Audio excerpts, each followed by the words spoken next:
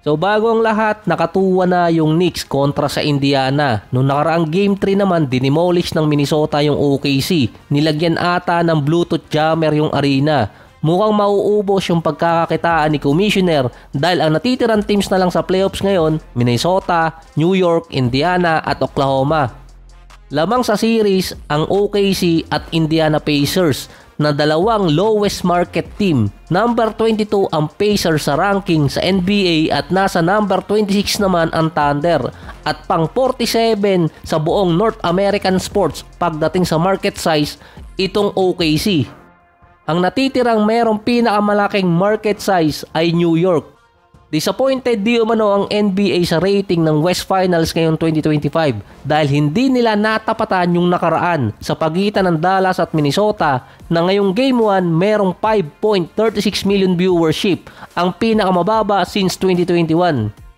Kumpara nung nakaraang taon na sa Game 1 sa pagitan ng Dallas at Minnesota, 7 million ang naging viewership nun. Mas bumaba din sa Game 2, nasa 5.16 million na pinakamababa sa West Finals since 2013.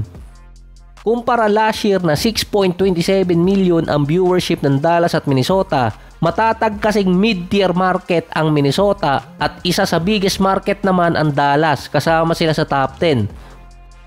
Kung ikukumpara naman sa Indiana Pacers versus Knicks series, sila yung merong pinakamataas na viewership sa Game 1, 6.6 million. Pero bigla nga lang bumagsak yon sa 2.9 million nung Game 2. Pero dahil kay equalizer Scott Foster, mukhang makakabawi naman yung Knicks versus Pacers series. Kahit naman noong nakaraang taon, mataas din ang rating kapag andun ang Indiana dahil nakatapat nila Boston. Andun na maliit yung market ng OKC, pero nung time ni KD ni Westbrook, isa pa rin sila sa most watched team kapag playoffs.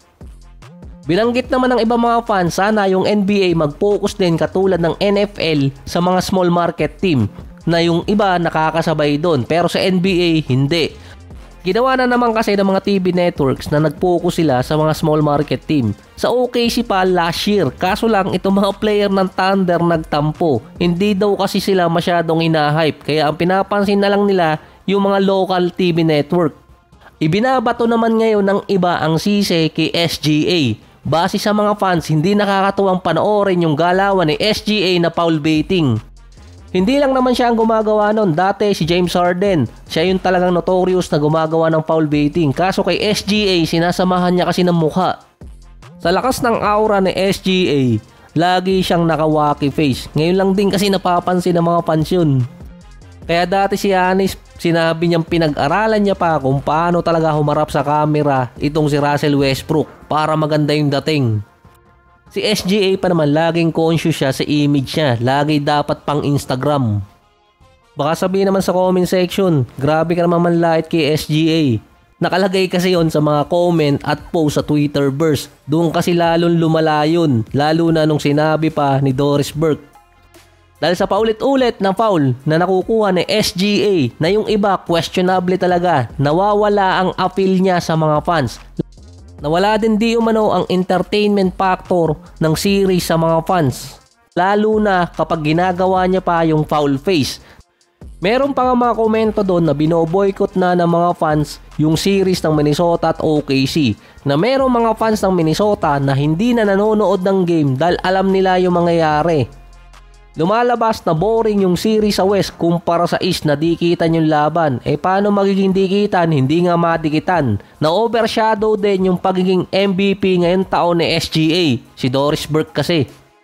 Hindi naman kasi masisisi si SGA doon. January pa lang inaddress na kasi ni Commissioner yung foul baiting issue. Gumawa na sila ng adjustment nun. Pero tulad pa rin ng dati, ninong ata nitong si SGA yung mga referee, napapagbigyan kasi talaga siya. Pero dahil yun sa hindi siya nagre-reklamo sa mga official. Sa ngayon na ang OKC at Indiana ay lamang pa rin sa series ng 2-1, posibleng magtapat sa NBA Finals ang dalawang lower market team, Pacers at Thunder. Parang hindi maganda sa bagong TV deal na inaasahan ni Commissioner. Kaya pala kinuhang contributor ng NBC itong si Michael Jordan para sagipin na naman ang NBA.